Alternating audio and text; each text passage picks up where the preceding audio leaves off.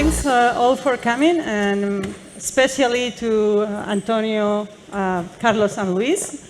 Good friends, old friends, just because we have been working together or in the same field for many years.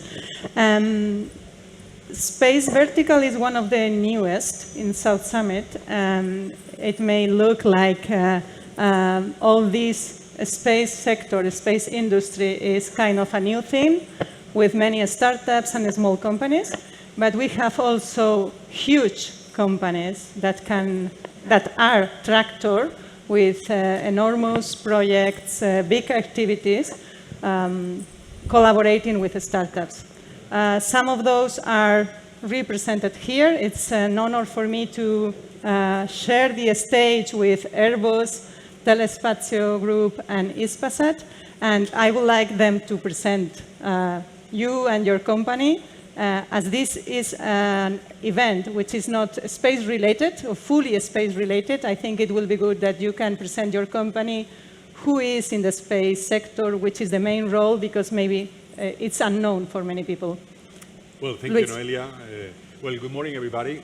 For me, it's a pleasure to be here and to share this table with my colleagues. I think we have a fantastic table because we are covering services, operation, and also product development and industrialization. So basically, I'm the head of space systems here in Spain, in Airbus Defence and Space.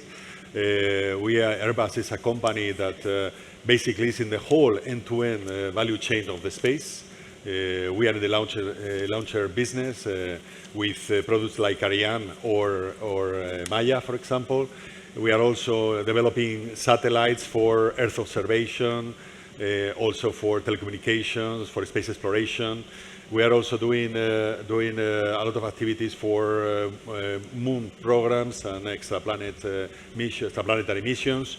And as well, we have our ground segment, operations, and we provide services to our customers. That's basically to summarize a little bit. So I let Carlos now to introduce himself. Carlos. Excellent. Thank you. Thank you very much, Noelia, and the organization for inviting me here. How many of you have any experience or knowledge about the space business? Can you raise your hand? Okay, not too bad, huh? Not bad. So, three concepts just to focus the conversation. You will hear us talking about upstream and downstream. When we say upstream, we're talking about satellites, things that orbit the Earth and provide services. When we talk about downstream, it has to do with the services we actually provide to people, right?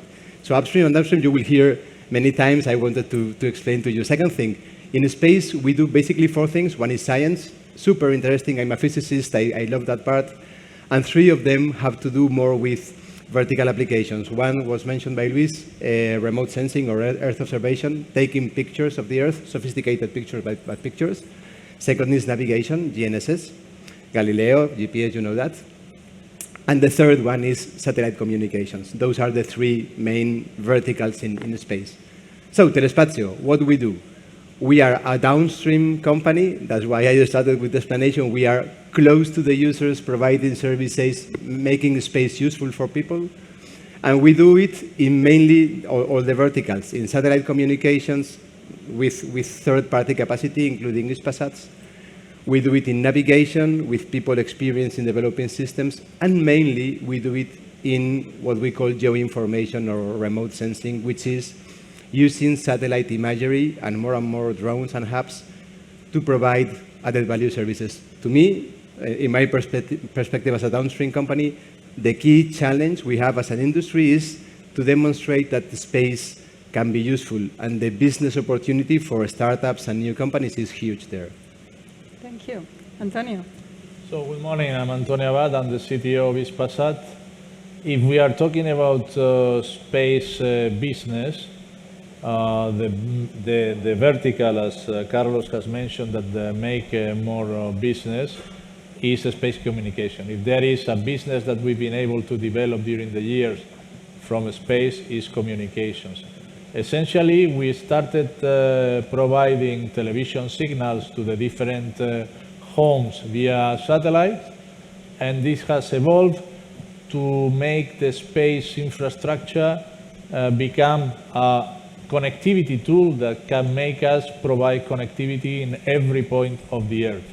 As you all know, today connectivity is key for the digital society, and this connectivity normally in urban areas is obtained via fiber that is very efficient, but when you get out of the urban areas to the rural areas, to the mountain, the valleys, there you can only get connectivity via satellite. We are providing connectivity. In Spain, we provide connectivity with the only requirement that you can see the sky. The only requirement that you need to get connectivity is to see the sky. If you can see the sky, you can get connectivity in any point of this country. And this is thanks to the capacity that we have developed in Hispasat. Additionally to that, there are plenty of new business that we are developing in the communication business in the future. We are thinking about providing communication services in lunar activities. We are thinking about providing secure communication using quantum communication, quantum key distribution. And we are also making use of the space-based solar power capacities to contribute to the decarbonization of the planet. I hope we'll have the opportunity to talk about some of these different opportunities in the next minutes. Thanks for the presentation. I will just comment one thing, is that none of them talk about where they come from. Are those Spanish companies or European companies or whatever companies? The point is that in space, everything is very Global. worldwide, global, and that's good. The business is global.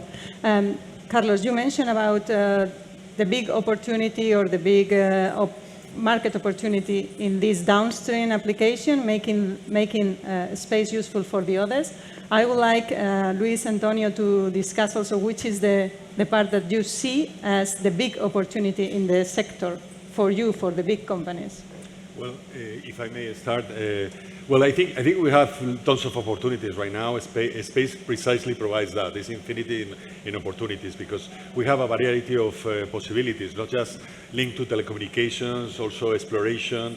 There is a lot of technologies developed currently to start colonizing the moon, just to go to the moon, to achieve there. And just to give you an idea, for example, we are working with startups in developing the next space stations, orbital space stations, and this is a project that has come from a small startup in which we have teaming with them, and right now we are proposing the next space orbital station to the NASA and ESA that will be funded. Okay, so we are developing this following an idea coming from a startup.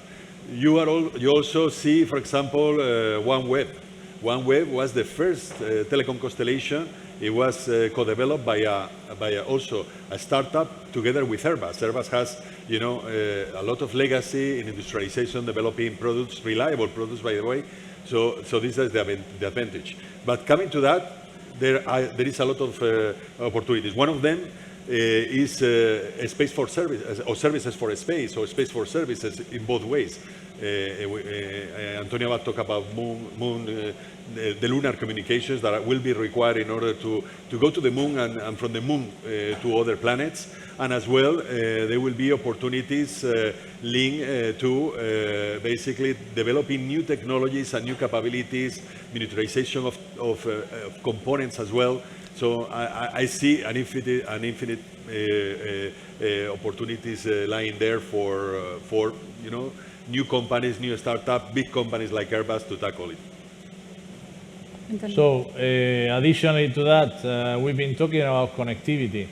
In connectivity, there is, to provide this connectivity in every part of the Earth, we have two different infrastructure. We have big geostationary satellites, and we have constellations now that we are deploying, and we have this famous Starlink constellation by Elon Musk. The European Commission now is developing an European constellation called IRIS², where we are expecting a strong participation of the startups in order to develop new alternative ways to build constellation. There is something very interesting in the evolution of the space industry, that is everything that we've been doing now in terms of satellites was something that needed to be very reliable. Because of that, we have developed during the last 50, 60 years a lot of quality procedures to ensure that the space infrastructure was very reliable. But when we are talking about constellation, let me recall, for example, that in Starlink, Elon Musk has launched around 6,000 satellites.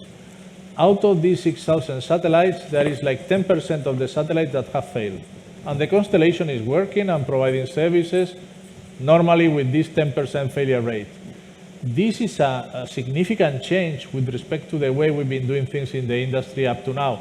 Failure rate in our business today, it was somewhere, I don't want to give a fixed number, but it was somewhere below the 1%. So this was the tolerance that we had to failure, was certainly below 1%. To move from that tolerance to a tolerance of a 10% of failure rate, it gives a huge amount of opportunities of doing things in a different manner from what we've been doing up to now. And this is something that for the big companies is difficult to change. We were, before the session, we were discussing, we were chatting that big companies are like transatlantics, that when they got a certain course, they can remain very certain in that course. But if they need to change the course, it's very difficult for a big company changing the course. So changing all the quality procedures, changing on the way they've been doing the things during all this year, during the last 50, 60 years, to do something different that is tolerant to this 10% failure rate, is something very difficult for big companies.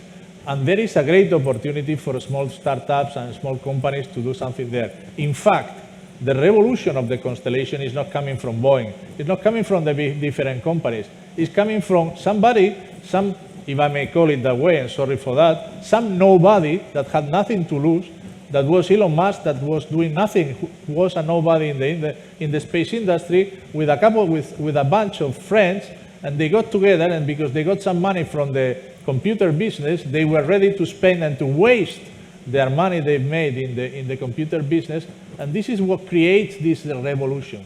This is why there is a huge opportunity for people obviously with the resources, but with the capability and the boldness to start doing things in a different manner. Yeah, thank you. I will come back to this. I agree with you that a big company is very difficult to move to a new course. Then how big companies, how do you incorporate innovation? How do you bring new technologies? Is more growing up this technology inside, bringing that technology from outside, collaboration with other startups? Is funded by yourselves, by your companies, or is looking for funding opportunities from outside? Carlos, how do you do that within your institution? Mm-hmm. Let me give you a specific example. Sure. Obviously, companies, my company, we prefer to have the knowledge and develop the experience inside, right? It's something you develop, you grow, you keep. We also realize that the day by day doesn't allow us to be, too dreamy or to think bold and open new doors. And Antonio was mentioning that before. Boeing didn't create Starlink. It was Elon Musk, Mr. Nobody, who was rich, but the only thing he was is rich and smart.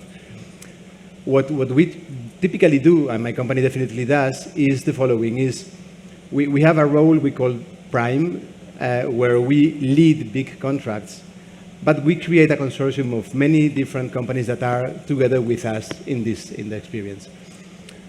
If the contract is a commercial one, typically the consortium is made of commercial companies, say traditional friends and collaborators.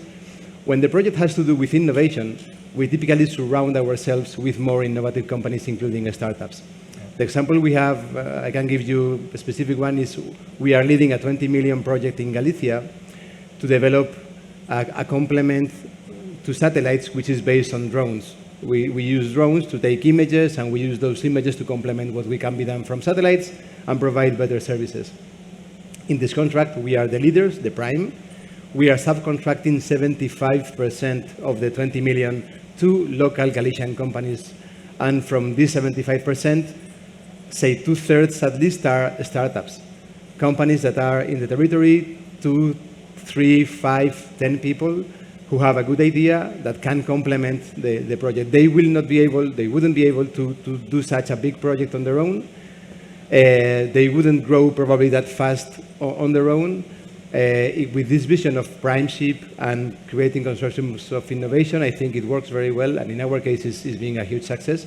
So big that we are repeating the same kind of project now in the Canary Islands with a similar approach. And it reduces the risk for both sides, right? For you to have some people which is very specialist on a technology, for them to have the umbrella, the coverage of a big company. It's the same approach. With that, Sure. just to complement that, with a big advantage is something we all share. Is it's extremely difficult for us to find good people, to hire, to retain good people. The startups are, a self-refining system where their smartest and bravest people are creating things and offering the services to you. So it's great from both points of view. Yeah. Same approach in Airbus. Certainly. Well, I just gave examples of how Airbus have incorporated the startup business in like OneWeb, for example, or Starlab, which is the next major orbital station. But just to highlight how do we tackle innovation within the company, I think it's a multi-angle approach. First, obviously, Airbus is a very big company, more than 140,000 people. Among them, probably 12,000 in space, 1,000 here in Spain, by the way, more than 1,000, 1,100. So we have lots of people, a wide variety of people in many disciplines: physics, astrophysics, mathematics, engineering, of course. So we have a different footprint of talents. So what we are driving normally is from a top-down approach. We seek market trends or some customer needs. We are trying to see what's going on there in terms of technology disruptions in order to keep up to date. We develop some roadmaps that they are complemented from bottom-up approach, in which we have obviously all these talents that I talked to you, because we have different programs to escalate innovation within the company to facilitate this escalation. And then we have built proto space in order to make available to the people. They raise their hand, I want to develop this technology. We let them go. We let them work. If it's digitalization, we have the dock. If it's hardware-based, it's the proto space. But also, we have an ecosystem in which we have BizLabs all over the world, in which we incorporate the startups in order to see what are the opportunities that we have for the value chain. So when we see one startup that has an idea, we collaborate to escalate that idea, because the escalation is the most difficult thing that a startup can do. So this is one of the things that we do. And then obviously we are always open to open to the open innovation, basically. People that comes, also in the procurement environment, we seek innovation from our suppliers. We have strategic innovation meetings with all the suppliers, big ones, like the ones that has referred Antonio about before, but also small, and we send challenges to the industry, not saying who we are, in order to see whether we identify technologies that can be used and can be incorporated in our products. So we have a large variety of opportunities. And obviously, when we come into partnerships for agreement, again, we just signed with Voyager Space. We have created a big company in the US.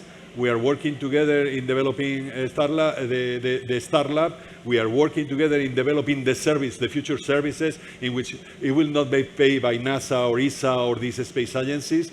These space agencies will be our customers, together with other institutions, to put astronauts in the space in order to perform, investigation, research, or whatever they have to do, especially in biotech or this type of technologies. Mm-hmm. So the approach is, I think, raises a lot of opportunities right now for people with bright ideas and with talent. Yeah, and Antonio, maybe talking about this, have you seen a change in this collaboration between small and big companies in the sector, or how do you see the trend in the future on that?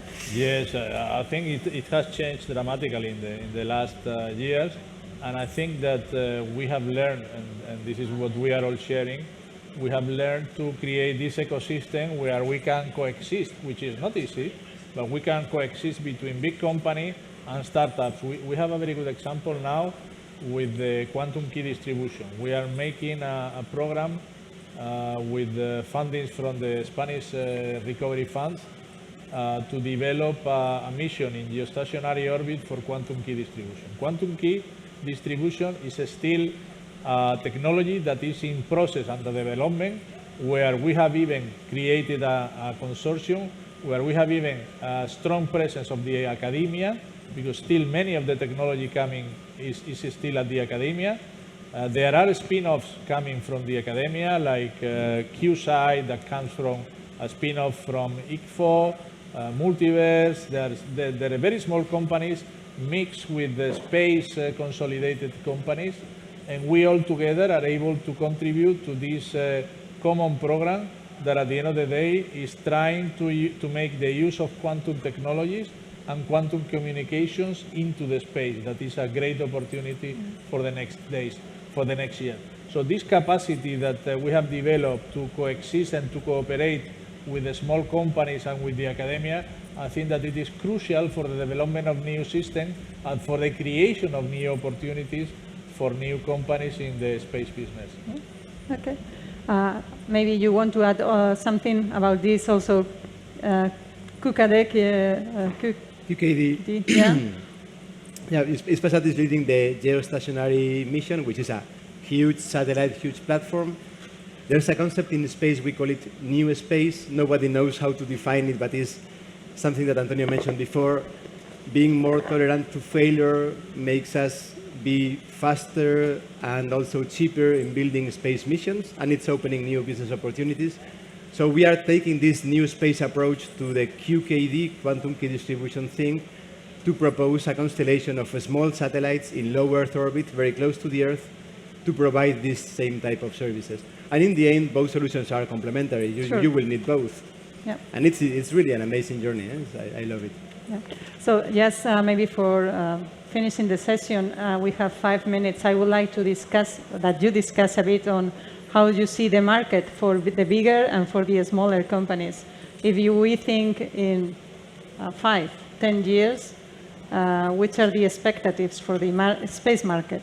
I know it's difficult to make forecasts, but how do you see the market? How do you see your companies in the market? Which is the main field where you plan to grow?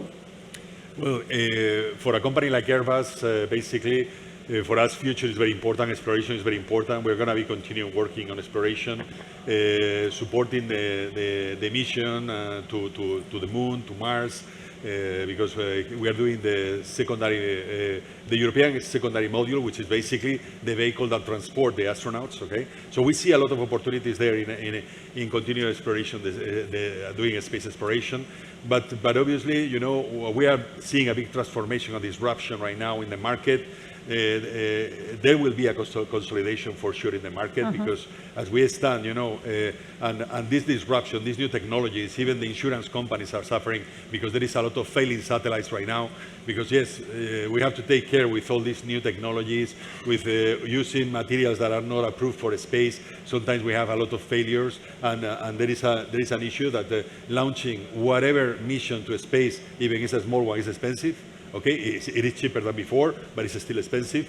So this is important. I think we need to develop products that are reliable and can be deorbited. So for us, sustainability will be another important path. So human exploration, sustainability, obviously providing services to the society, as has been mentioned, in terms of telecom, in terms of navigation. This is important, and obviously defense and sovereignty will be also an important, because the space has become really a new domain for combat. You know, we are seeing in the conflicts that have arisen in Ukraine, for example, or in Gaza, the massive use of technologies for space, from observation with different sensors, up to also other technologies that are basically more related really to the electronic warfare. So obviously, you know, there are different paths that we want to tackle, and these are the lines in which Airbus will develop the space technology in the future. Excellent. So instead of sharing our plans, I will give you an advice. If you want to get involved in the space, from the, say, business areas I mentioned before, I would definitely bet for remote sensing, geoinformation, Earth observation. Why? Because satellite communications is the biggest business in space, but is, you know, managed already with plenty of competition. It would be difficult for a startup to get involved unless you're Elon Musk and rich. Who knows? In technology, you can, but operating the constellation is difficult. GNSS is a bit more difficult. In geoinformation, using space images, space information to provide actual services to people, the gap between the capacity of the constellations and the actual uses is huge. And what is missing there, in my opinion, is two things. First, investors that understand the space. We need to teach them. Second, is we are space people, right? We don't really know about the problems we need to solve or that need to be solved. We need a bunch of people who understands the space, understands the actual needs of users, bridge the gap, bet their time and talent, and make this market explode. The trend is huge, apparently. Nobody knows if this is going to succeed, but I would say this is probably, in terms of betting personally, the best way to use your time and efforts. That's what I would do. I saw you nodding when he mentioned. Yeah, I friendly disagree with Carlos. Of course. in the sense, let me tell you something. The only place where we are making money today is in space communication. Communication is Very true. the commercial business for reference in space. And what I differ is that there is a lot of room for new companies and for startups in communications, because it's not everything about putting space capacity in orbit. It is also about the ground side, and there is a lot to do on the ground side. On the side of the user terminal, there is an important revolution that is coming from the reduction of the size of the terminals to the capability of using these terminals to connect to the satellites. There is a big revolution that is coming in the connectivity. And this revolution will require from new companies, from new ideas, from startups. You don't require to have a very, very big amount of resources to develop a new coding system, to develop a new terminal for the satellites. This is something where there is still a very good opportunity for new companies. Additionally, I think, and it is very important that we get close to the people, close to the customer, close to the problems of the citizens. I think that the space needs to be close to that, because at the end, the solution and the evolution of the space in the future will be brilliant as long as we remain solving problems of the people. The important thing, and this is not valid not only for space, but it's valid for all technologies. Technologies per se don't worth anything. The value of technologies is about their capability to solve the people's problems. If we know how to solve people's problems, then we have an opportunity, then we have a business. And this is where we want to keep contributing, and we want to keep finding new opportunities. And let me put you another example that has nothing to do, and I'm going to stop talking about communication. Let me talk about something different. I started to say, no, 1 minute. Let me talk to you about decarbonization. This is a very important program. There are objectives for 2050 to decarbonize the industry. We are not going to be able to decarbonize the world if we don't get additional sustainable sources. One potential sustainable source is in the orbit. We have the capability to receive the energy from the sun in orbit, convert it into energy in orbit, and beam it down to Earth to create this capacity. Why are we collecting the energy in orbit instead of doing on ground as we are doing today?